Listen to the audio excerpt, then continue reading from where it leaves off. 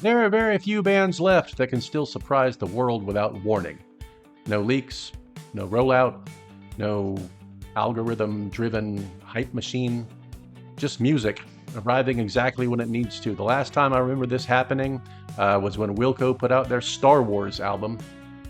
One day I went to bed, there was no new Wilco. I woke up the next day, there it was. And somehow, after more than 40 years, U2 has done exactly that. Not with one release, but two. First came Days of Ash. It's a stark, urgent-sounding album, or EP. It's okay. Then, just a little bit later, Easter Lily arrived. It's more introspective. It's more spiritual. It's, in many ways, lighter. Two EPs, two moods, one statement. And if you step back and look at them together, what you're really hearing is the band kind of wrestling with the state of the world and their place in it. Now, I know Bono can be the biggest asshat on the planet sometimes, but I love that man, and I always have.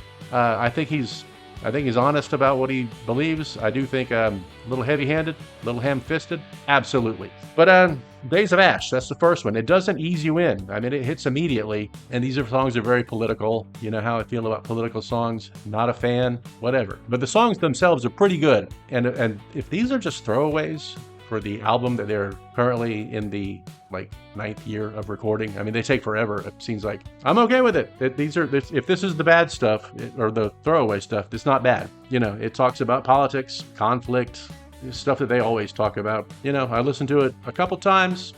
I like a lot of it, not all of it. Now, Easter Lily. This one, I discovered this one in my playlist before I discovered the other one. Where Days of Ash looks outward, Easter Lily kind of turns inward. It's still shaped by the same world, the same chaos and such. But instead of documenting it, it kind of processes it. And I like that. These songs, they ask questions instead of making statements.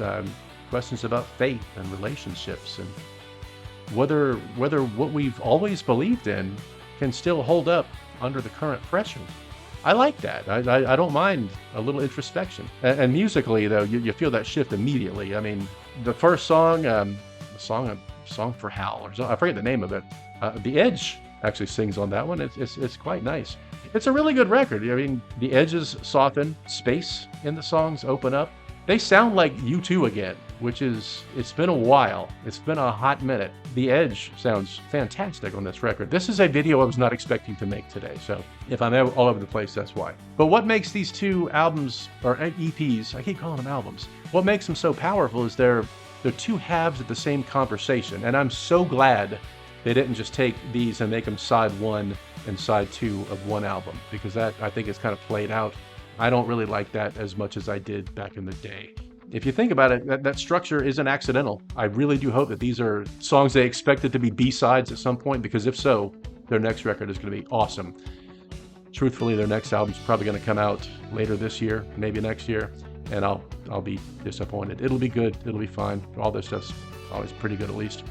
I don't know. I just love U2, and you know, I don't know if you do. But what's fascinating is how this ties back to their entire career, because if you've been following U2 since the early days, you know, the college radio, the post-punk stuff, you know, they've always balanced these two sides, the outward-facing urgency of songs like Bloody Sunday and searching quality of something like Still Haven't Found What I'm Looking For. Even like Every Crashing Wave or Every Breaking Wave from whichever album that was on.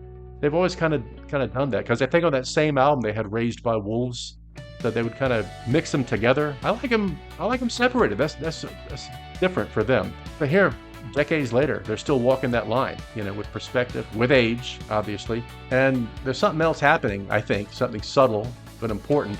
I think they put them out because, you know, the news of the day, whatever. It's what they do, and I just have to deal with it, I guess. We all do. It's U2, for God's sake.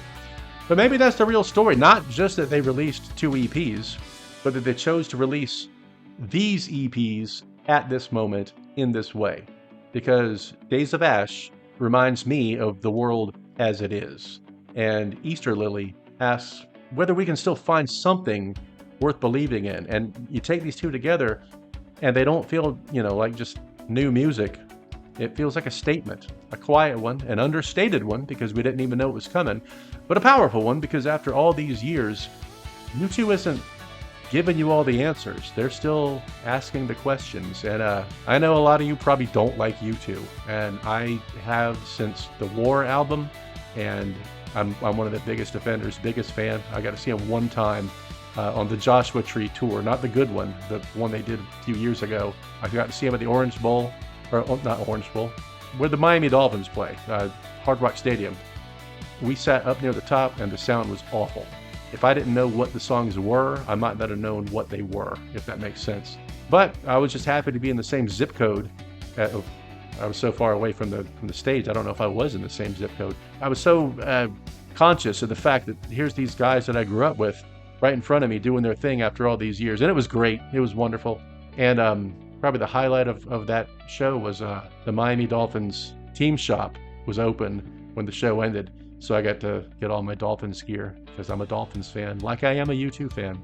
And I'm a fan of you guys for listening to this because, again, I have no script for this, and I'm just going off the top of my head. I like these records, and I think this bodes well for them going forward. I wondered if they still had it. They still do, and it's probably something they can just do waking up from a dead sleep. But anyways, that's all I got for you on this one. Do you like U2? Do you hate U2? Let me know in the comments below. If you do hate them, I understand totally. I get it. I do. Have you ever seen them live? They are very powerful. It's all very choreographed. I'll just say that it's powerfully choreographed, and I know it, and I'm a sucker for it. But until next time, you guys take care, and I will see you on the next one.